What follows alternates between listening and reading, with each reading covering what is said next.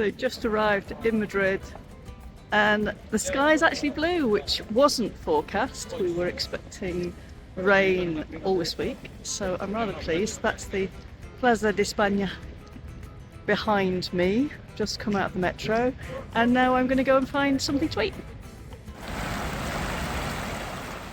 After my lunch, and I've checked into my hotel, so I'm headed off to the Royal Palace, one of the biggest draws in Madrid. The gardens no doubt look lovely in summer, but I have to say in February they're not very appealing. But at least they're free. Speaking of free, one of the reasons I came at this time is because after 4 o'clock in winter, it's free entry. I didn't think there'd be very many people on a day like this, but I was very, very wrong. This is the queue, it's not long after 4 o'clock, and frankly, I didn't really feel like staying in this queue in this weather. Not far from the palace, up a hill, is the Temple of Debod. This is an Egyptian temple that dates from 200 years before Christ that was rebuilt in Madrid in the 1960s. It's quite a nice place to come. It certainly wasn't crowded on a day like this. And it gives you a bit of a view over certain parts of Madrid. So it's quite nice. The better view is from the other side, as we'll see in a minute. This temple was actually given to the Spanish authorities as a gift because Spain helped with the building of a dam. It's built east-west as the original temple was by the Nile, which makes this a popular spot for looking at the sunset in Madrid. It's not really a very good place for sunsets today, but it does give rather a good view in the distance, so worth it on a better day. This is a good spot for breakfast. This is Café de Cervantes on the Plaza de España. They do breakfast and lunch, and then in the afternoons, the evenings, it turns into more of a bar up until the early hours of the morning.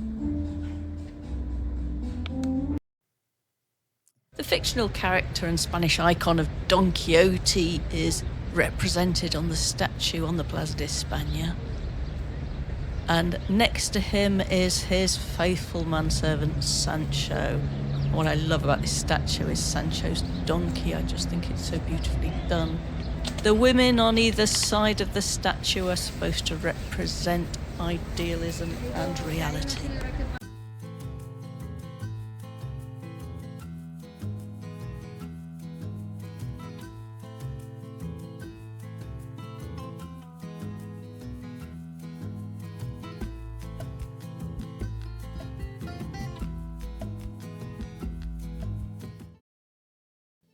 The Palacio Real de Madrid is certainly worth visiting, but book a time slot on the website, and that way you don't have to wait.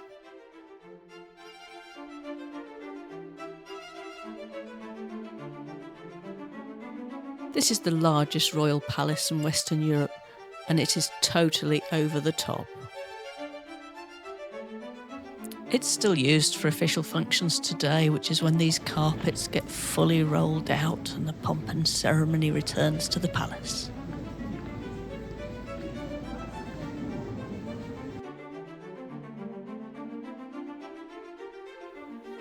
Every ceiling is a masterpiece, every wall is adorned, and there is gilt everywhere. The workmanship is evident everywhere, including this embroidery. The banqueting hall, still used for state dinners, can seat 200 people at a time.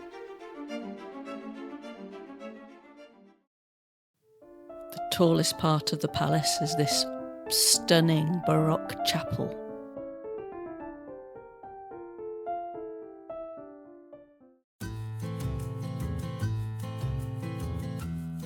This is the Plaza Mayor, the main square in Madrid. This used to be where they hold royal weddings, coronations, bullfights, even public executions and Inquisition trials.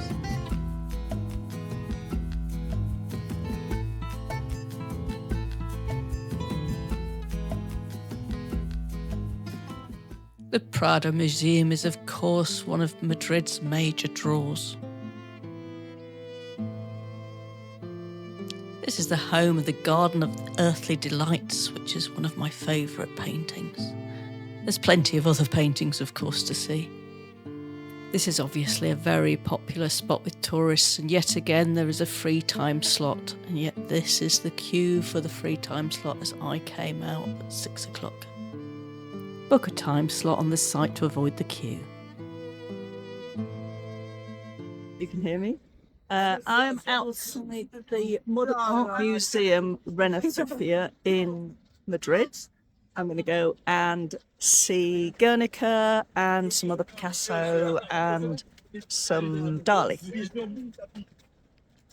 So this is the entrance to the museum. There is work being done, so there's scaffolding everywhere, and I think that some of the floors are closed. I think the floors that have normally temporary exhibitions on are actually closed at the moment.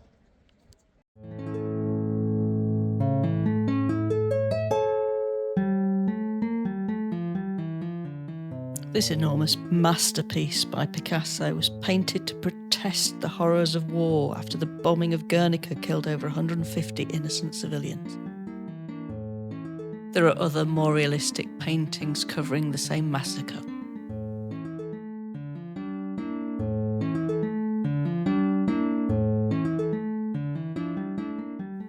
Spanish surrealist Salvador Dali is also well represented at this museum.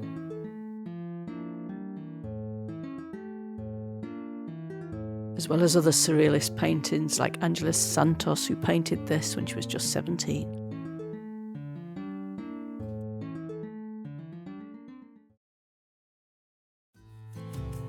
So if by this point you've had enough of culture, then one of the other things to do in Madrid is to head and look at the markets. The popular market of San Miguel is closed for renovation at the moment, so I went in search of some alternatives. The Calle de Santa Isabel is an interesting street on its own, with the butchers' shops and grocers and bookstores. But it also leads down to the Mercado de Anton, which is one of the more popular markets in this area.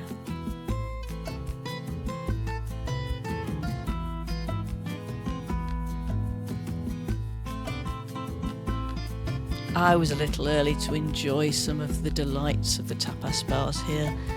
It doesn't really get going until about 2 p.m. To visit one of the best and biggest markets in Madrid, you need to take the metro out to Cuatro Caminos.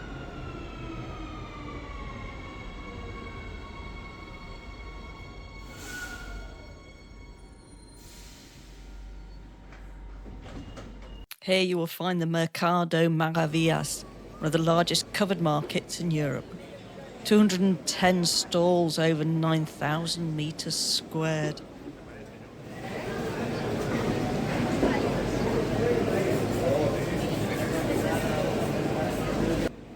This is one of the best markets I've ever been to. If I lived in Madrid, I would do all my shopping here. There's every type of fish, seafood, fruit, vegetables, meat and offal you can think of.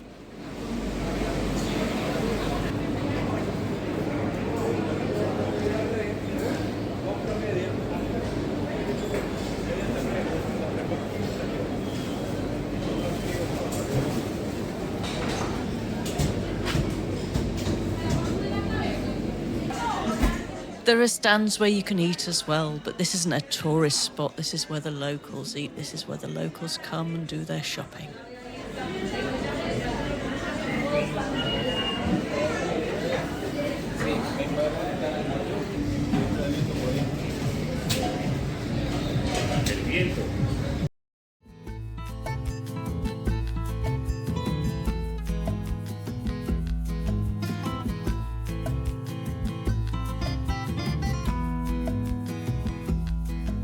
The Mercado de la Paz in the Salamanca district is a somewhat different class, with wine merchants and posh sandwiches and caviar and foie gras. This is definitely where the well-to-do of Madrid come to do their shopping.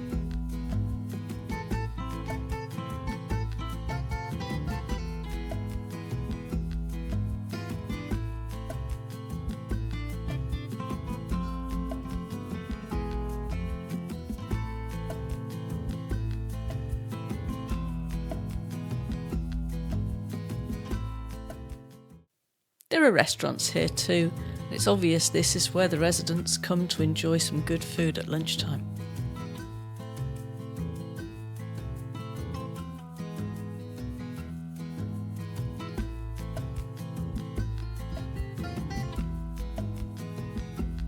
If you want some more details about markets in Madrid, then see the article that I've written on the blog.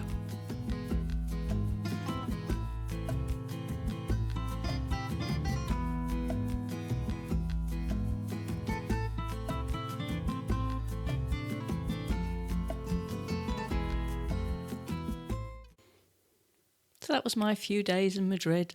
If you want to join me on some more European adventures, then follow this channel.